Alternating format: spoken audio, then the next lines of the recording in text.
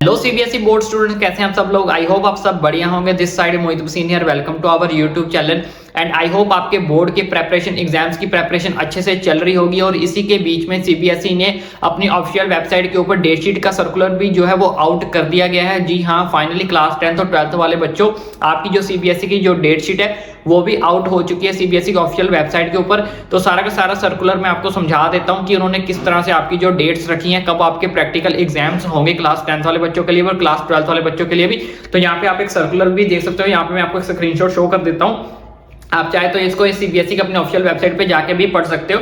तो यहाँ पे आप देख सकते हो, to all the principal school affiliated to CBSE, conduct of practical examination project internal assessment class 10th and 12th 2023 and 24 वाले बच्चों के लिए।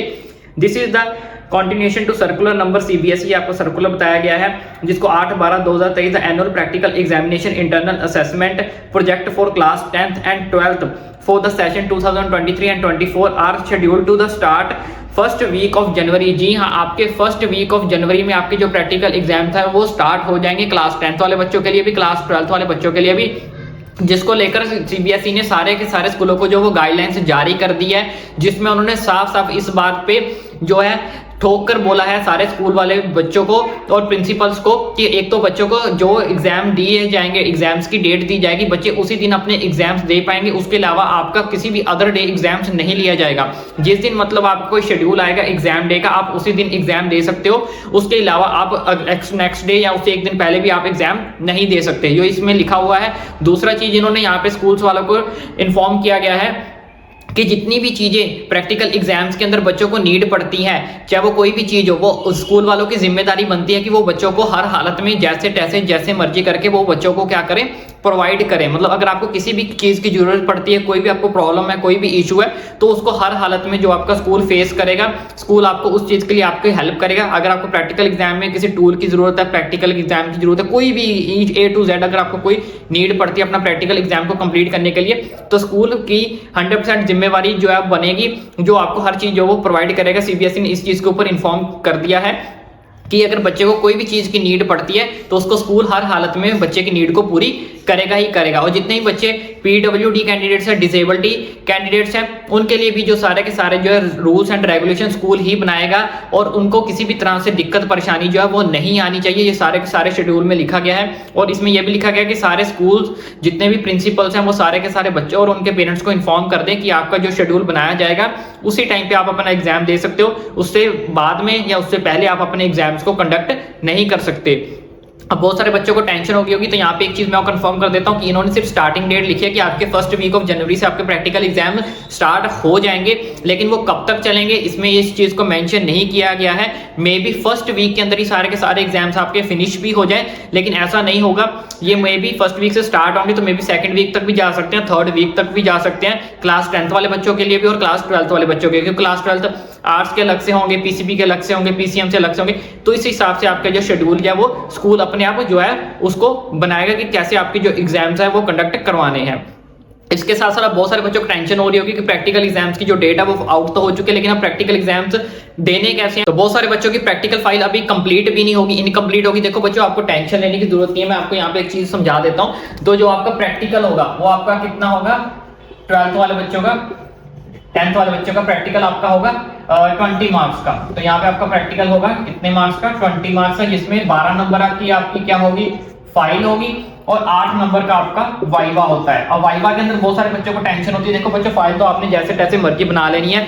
एक चीज मैं आपको बताऊं, कोई भी स्कूल है, हर स्कूल के अंदर हर बच्चे के जो नंबर है वो 15 से 20 के बीच में आराम से जो है वो लग जाते हैं। तो इसलिए आपको टेंशन लेने की जरूरत नहीं है कि आपका प्रैक्टिकल अच्छा होगा या बुरा होगा। लेकिन हाँ, 2-3 नंबर से आपकी परसेंटेज के अंदर बहुत ज्यादा इंपैक्ट पड़ जाता है लास्ट में जाके, लेकिन ऑलमोस्ट हर बच्चे के 15 नंबर लग ही जाते हैं, चाहे आपने वाइवा आपका अच्छा हुआ है या नहीं हुआ। अगर आपका वाइवा बहुत अच्छा हुआ तो 20 आउट ऑफ 20 भी लग जाते हैं। तो अब मेनली करना क्या है, अपने जो थ्योरी के एग्जाम्स है उसके ऊपर ज्यादा कॉन्सेंट्रेट करना है, चाहे आप क्लास 10th के बच्चे हो, क्लास 12th के बच्चे हो। इसके साथ अब आपको प्रैक्टिकल एग्जाम की प्रेपरेशन कैसे करनी है वो भी मैं आपको थोड़ा सा बता देता हूँ कि प्रैक्टिकल एग्जाम्स के अंदर जितने भी आपके पास जो प्रैक्टिकल फाइल होती है उसके अंदर आपने अपने प्रोसीजर को अच्छे से रीड करके जाना है। जैसे कि आपको पता है कि ये हमारी बुक का सबसे मेन इंपॉर्टेंट टॉपिक है। अगर उसके रिलेटेड कोई उसका प्रैक्टिकल है आपके पास तो उसको अच्छे से रीड कर जाओ, उसका प्रोसीजर अच्छे से रीड कर जाओ। उसमें देखो कि कौन कौन सी उन्होंने ऑब्जर्वेशन निकाली है। ऑब्जर्वेशन निकालने का कोई फॉर्मूला तो नहीं है, वो फॉर्मूला आपको आना चाहिए। प्रोसीजर आपको पता होना चाहिए। अगर आपको प्रोसीजर पूरा नहीं पता है तो आप उसमें से मेन हेडिंग भी पढ़ सकते हो कि मेन जिससे प्रोसीजर, मान लो जैसे प्रोसीजर के 10 पॉइंट्स हैं तो आपको 10 में से अगर 5-6 भी पता है तो आपके लिए बहुत ज्यादा इनफ चीज हो जाएगी। तो आप 5-6 प्रोसीजर तो कम से कम करके ही जाना। उसके बाद आपको क्या करना है, प्रिकॉशंस पढ़नी है, क्योंकि प्रिकॉशंस भी पूछ ली जाती हैं वाइवा के अंदर। तो आपको प्रिकॉशंस पढ़ लेनी है कि जो आप एक्सपेरिमेंट करोगे उसकी क्या क्या प्रिकॉशंस है, कि अगर आप कोई एक्सपेरिमेंट परफॉर्म करना चाहते हो या कर रहे हो उसके अंदर आपको कौन कौन सी प्रिकॉशंस रखनी चाहिए, या फिर आप कौन कौन सी प्रिकॉशन रख के वो प्रैक्टिकल को क्या कर रहे हो, परफॉर्म कर रहे हो। उसके साथ साथ आपको जो हमारे पास ऑपरेटर्स होते हैं, ऑपरेटर्स, इन सब के नाम आपको पता होने चाहिए। कोई भी प्रैक्टिकल एग्जाम अगर आप परफॉर्म करोगे या फिर जो भी आप प्रैक्टिकल 5 को रीड आउट करोगे तो उसके अंदर कौन कौन से ऑपरेटर्स यूज हो रहे हैं, जो भी आपका प्रैक्टिकल है वो सारे ऑपरेटर्स के नाम आपको जो है वो पता होने चाहिए। तो मेनली ये 3-4 चीजें ही पूछी जाती हैं। इसके अलावा और क्या पूछा जाता है, जो आपका लैब मैनुअल होती है उसके अंदर आपको 1-1 मार्क के क्वेश्चन दिए होते हैं, तो वो 1-1 मार्क के क्वेश्चन आप अच्छे से रीड कर लेना। प्लस अगर आपको उस चैप्टर के रिलेटेड अगर पता है कि ये प्रैक्टिकल जो एग्जाम है, ये जो प्रैक्टिकल का प्रोजेक्ट है या जैसे फर्स्ट एक्सपेरिमेंट है ये इस चैप्टर के रिलेटेड है, तो उस चैप्टर में से जितने एमसीक्यू बनते हैं वो सारे के सारे एमसीक्यू कर जाओ, और लैब मैनुअल के अंदर जितने 1 मार्क्स के क्वेश्चन होते हैं वो सारे के सारे कर जाओ। तो इतने में ही आपका वाइवा बहुत ज्यादा अच्छा हो जाएगा। ठीक है, ये 3-4 चीजें आपको करके जानी है, एक ऑपरेटर्स, प्रोसीजर, ऑब्जर्वेशंस और साथ में आपको प्रिकॉशंस। ये 3-4 चीजें आपको जो अच्छे से करके जानी है। और लैब मैनुअल के अंदर जितने भी हमारे 1-1 मार्क्स के क्वेश्चंस दिए होते हैं या फिर जिसमें आपको उसको लगता है कि ये मेन चीजें उसको आप अंडरलाइन कर लो, तो वो सारी चीजें अगर आप अच्छे से कर जाओगे तो इतने में आपका वाइवा जो है बहुत ज्यादा अच्छा हो जाएगा।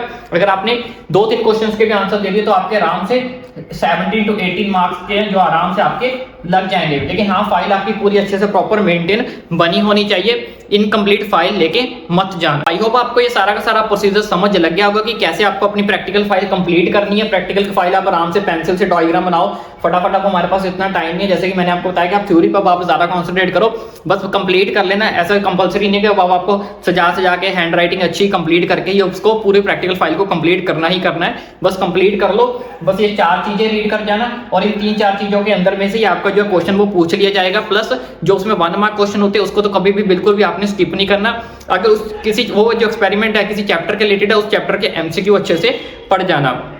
तो इसके अलावा अगर आपको कोई डाउट है, कोई क्वेरी बचती है, ओपनली मुझे नीचे कमेंट करके पूछ सकते हो। पर्सनल मैसेज करना चाहते हो तो डिस्क्रिप्शन बॉक्स में आपको इंस्टा की आईडी भी मिल जाएगी, वहां पे मेंशन है, वहां पे फॉलो करके आप पर्सनल मैसेज करके भी अपने डाउट को, क्वेरी को जो है पूछ सकते हो। प्रैक्टिकल के रिलेटेड, बोर्ड एग्जाम की स्ट्रेटेजी चाहिए, कुछ भी चाहिए तो इसी तरह की लेटेस्ट अपडेट पाने के लिए अपने भाई के चैनल को सब्सक्राइब भी जरूर करें। 10th के आगे कौन सी आपको स्ट्रीम चाहिए, ईच एंड एवरीथिंग आपको अपडेट आपका भाई देता रहेगा कि कौन सी स्ट्रीम आपके लिए बेनिफिट रहेगी, किसका स्कोप आगे ज्यादा है, और 12th वाले बच्चों के लिए आगे कौन कौन से कॉलेज में जाना है, काउंसलिंग कैसे करनी है, नीट के रिलेटेड, जेई के related, each and every update आपका भाई आपको देगा। इसलिए चैनल को सब्सक्राइब करना ना भूलें।